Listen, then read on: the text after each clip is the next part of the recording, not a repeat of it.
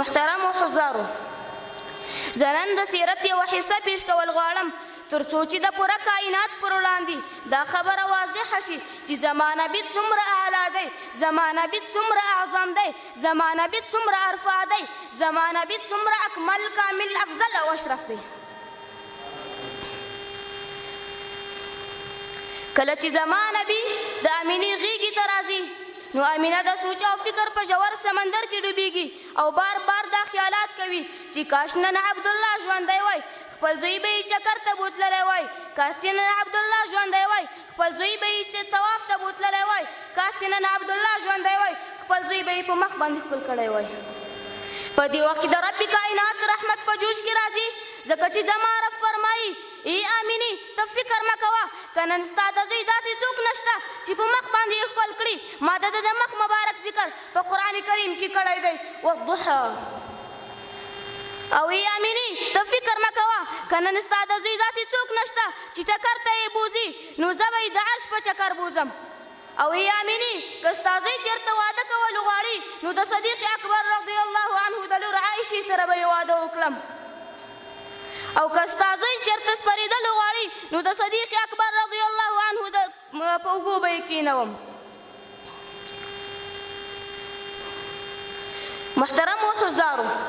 زما نبي دومره حسین او جمیل دی چې یوسف ته کتونکو خپل لاسونه پرې کړل، لیکن زما نبي ته کتونکو خپل سرونه او اولاد په نظرانه کې کېښودل. د حضرت عایشې رضی الله عنها نه چا پوښتنه وکړه چې ای عایشې ته خو د رسول الله صلی الله علیه وسلم دې سیرت راته بیان کړه. ام المؤمنین عایشه صدیقه رضی الله عنها ورته فرمایي یو لمر هغه دی چې په اسمان کې پړقېږي او یو لمر هغه دی چې زما په حجره کې جلوې وهي. د دې دواړو ترمنځ فرق دا دی چې په اسمان کې کوم لمر دی هغه ته چې څوک یوه شیبه وګوري نو نظر به یې کار پرېږدي، لیکن زما په حجره کې چې کوم لمر دی هغه ته که څوک یو شیبه وګوري نو نظر به یې نور هم تېز شي.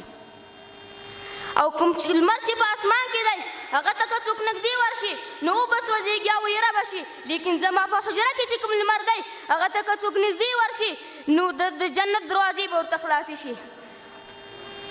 او بله دا چې د اسمان لمر به په ورځ د قیامت بې نوره شي، لیکن زما په حجره کې چې کوم لمر ده هغه به په ورځ د قیامت هم ځلېدونکی ښکاري.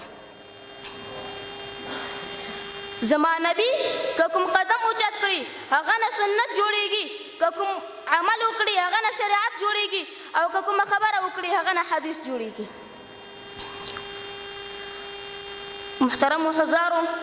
خپل تقریر په یو شعر سره رانغاړم. شاعر وایي واحسن منك لم تر قط عيني، واحسن منك لم تر قط عيني، واجمل منك لم تلد النساء، خلقت مبرأ من كل عيب، خلقت مبرأ من كل عيب، كأنك قد خلقت كما تشاء. وأقول قولي هذا أستغفر الله لي ولنا ولكم ولسائر المسلمين.